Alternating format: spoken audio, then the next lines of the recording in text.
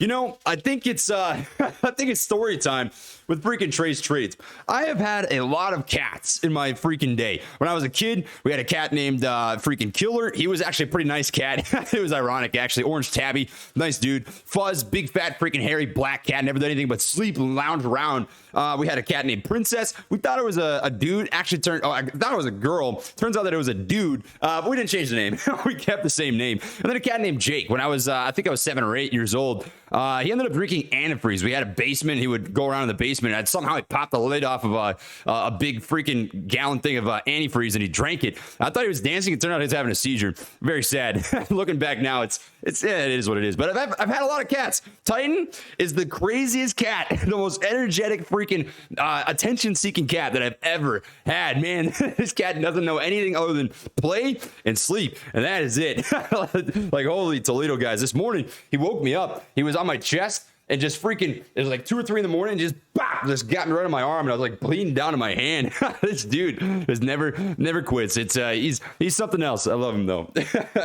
Right now he's looking out the window. What is up, everybody? I'm Trace Trades. We freaking talk fast and don't skip class. I like to preface by saying that I'm not a financial advisor or expert, so take what I say with a grain of salt. Let's get into the video. So today, my friends, my family, my fellow Gorilla Gang, we're giving an update on ticker symbol AMC here. Obviously, we did have a red day. We were down about 7.47%. I did not end up putting out an update video here yesterday, but we did have a bull trap setup, which in hindsight would indicate that you could see the potential for some sort of sell-off in the same sort of time frame as you witnessed happen here today. Does this mean that the microscopic short-term sort of price action is not any longer bullish? No, not necessarily. It means that you did break a trend and that you're waiting for a new trend to establish itself so that you can look at potentially options if that's what you're doing. I always recommend to buy stock first and foremost because that does affect price action in and of itself the moment that you purchase it by the books. So, but this is something that we have to pay attention to in terms of watching a new trend sort of play out so that you can predict what happens in the short term in the grand scheme of things, waiting for the long term to come to fruition. So we're going to go over the Ortex data, give you an update on the short interest, the utilization, the short sale volume percentage ratio, the cost to borrow, all that sort of stuff, and then finish it off with the technical analysis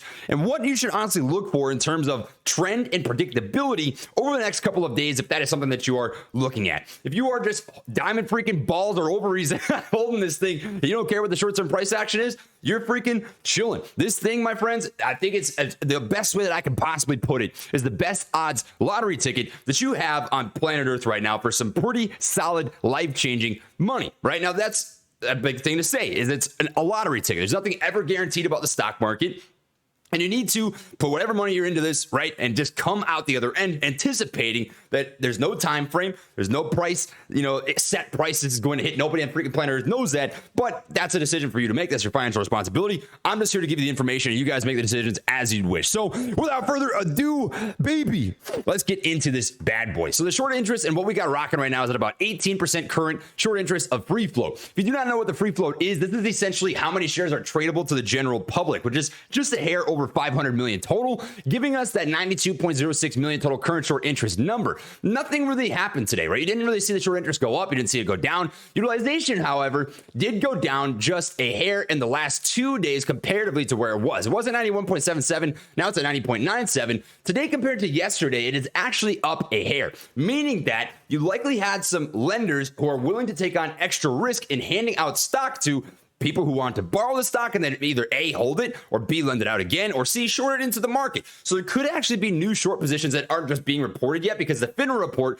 gives us the absolute truth in terms of the 85% of the exchange reported data and short interest and what you're looking at on any given day. But in terms of the actual change, nothing worth noting, right? The overall trend is still the same. Utilization still trending up. You still have this overall upswing in utilization, something to watch for.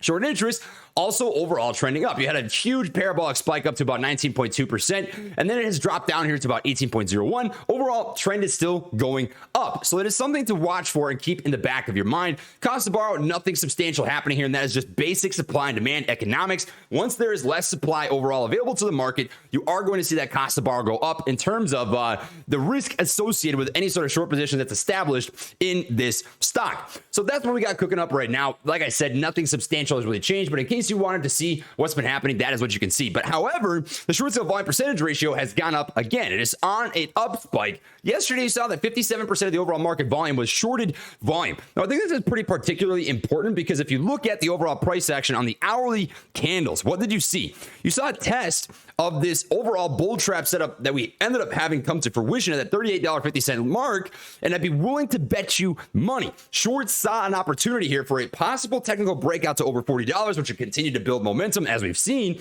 and they took the opportunity to smash it down, right? They try and push the stock price down lower from where it was. Buddy, get down from there. Get down. Don't climb on my mount. Buddy, stop. What are you doing? Stop. Tighten. Come on, buddy. What are you doing? You just never stop. You are crazy. You're one crazy cat. You are one freaking silly chicken, dude. Oh, buddy. Hopefully he stays calm. I might have to speed through this video. He's gonna start attacking me. He loves playing. But nonetheless, that is an important thing to note, is that I likely think, just based on technicals solely, that this was a potential breakout point, which you could have seen trend continuation over that $40 mark, and the data backs it up, right? You saw an uptick in overall shorting. There are people who are playing algorithms out there, hedges that are playing algorithms that literally the computers are built to recognize specific price points that are critical to continuation of momentum. They take advantage of those sort of opportunities. Now, you might be thinking to yourself, pessimistic sort of point of view, well, if they can do that, then what's even the point, right? But the point is, when there's enough momentum, there's enough volume, there's enough trading interest or investment interest in any sort of stock, you can push through that hedgy bullshit, so to speak, because we've done it, right? You've seen this sort of price action where we're trading sideways, doing a whole bunch of up and down, up and down, up and down. This all happened back here, right? It happened between freaking $14 and $5 for literally 3 months. 3 months! The difference now being that you just have more overall volatility in terms of dollar signs. The percent changes really aren't that much different, right? The only difference is the psychological piece of watching the price swing around $3 or $4 comparatively to when it was maybe 50 cents, 30 cents, 70 cents, or a buck. So that's the main difference here between what's happening now, what's happening back then. And you have more attention on the overall stock. So this will bring me to the technical analysis. Now that we've talked about the fact that the shorting is relatively the same, you saw a big uptick yesterday, it pushed back down off of a potential breakout point on the chart setup. What do we have rocking right now? I'm going to show you the daily candles, I'm going to show you the hourly candles, and give you what to watch for in terms of trend and predictability coming into the next trading day. We did see this bull trap setup come to fruition, which is essentially when you have a false breakout over a critical level of support or resistance, false breakout or breakdown. You saw that false break, right? It tried to test it twice. It got rejected both times, and it sold off here today. Now, coming off of that is something that I like to call a relief bounce. Typically, off of a relief bounce, this will happen in two main scenarios. If a stock sells off too much, or if you have a false breakdown back off of some critical level of resistance. And that is a potential opportunity here that you could see come to fruition. I want to point something out to you. It's not entirely the same, but I'm a guy that likes to pay attention to trend to be able to predict what may happen in the future. The last time that we had a very similar setup to this, where a 4-bar candle bar setup was back here, right? We were at $12. You got this break over that 1450 critical level of resistance, and it ran for a little while. 1, 2, 3, 4, had a major pullback bull trap setup, doji candle, and a run. Now, this is a little different of a setup, right? We have a 4-bar sort of setup here on the daily candles, a rejection bull trap setup, right? It pulls back, meaning that I think tomorrow, the best case scenario, the best case trend is if you get a daily doji candle. Now, a doji candle, if you're not familiar, essentially is just a candle that does not cover any significant price action. It tried going up, it tried going down, and it closed near the opening point of the day. That is a sign of indecision. Unless it's in a bullish scenario, then it is usually bullish, and in a bearish scenario, it is usually bearish. You might be thinking to yourself, what are we in right now? That is the question that everybody would like to know. And that's what you're watching for overall, is this trend to continue to play out, because in the very short term, this time frame, right? This time frame right here is bullish. This setup right here, bullish. So if you get a doji candle off of this setup, you can see a very similar sort of move to the upside. Probably not as much as this. I mean, that has a whole bunch of different volume. There's a whole bunch of different technical breakout points and momentum that played into that run up to $72. But in a much smaller way, I think you could see a retest of that $40 mark in the next sort of 3 to 5 day trading span that'll continue to build the momentum towards that grand scale picture of setting up for the next big run for AMC and pushing out those freaking headies, baby. So looking at the hourly candles, right? What do we have in terms of trend? The trend today was just pure sell-off. I mean, if you look at this, guys, this is very obviously a combination of two things. High-frequency trading, algorithms trading the stock back and forth, pushing the stock price down, right? That's what big firms will do. It came off of a potential breakout point in the very small scale sort of time frame, and short selling. You had a massive amount of short selling. We see that reflecting overall in the short sale volume percentage ratio, where maybe there's some hedges out there that are scalping penny by penny by penny, which is why they're not holding positions. That can also affect the price action. So what you want to see on the hourly time frame to signify that you might get some sort of push back up to the $37 level is a break over this downside level of resistance. That's what I'm personally watching for, is a break of that downtrend to start and get that sideways trading to build momentum back to the upside. You also have the potential for a false breakdown underneath this level right here, $33.84, because just as we have that bull trap set up right here, you've got a little bit of a potential bear trap set up right here, right? You've got a candle that tried to break down underneath a critical level of support. It did not quite get that. And in the after hours, we're down just a little bit, but keep in mind, after hours pre-market volume, after hours pre-market trading does not reflect what will happen in regular market hours trading. I've seen it a million times where you got a trend where it's green, closes red, right? It can happen.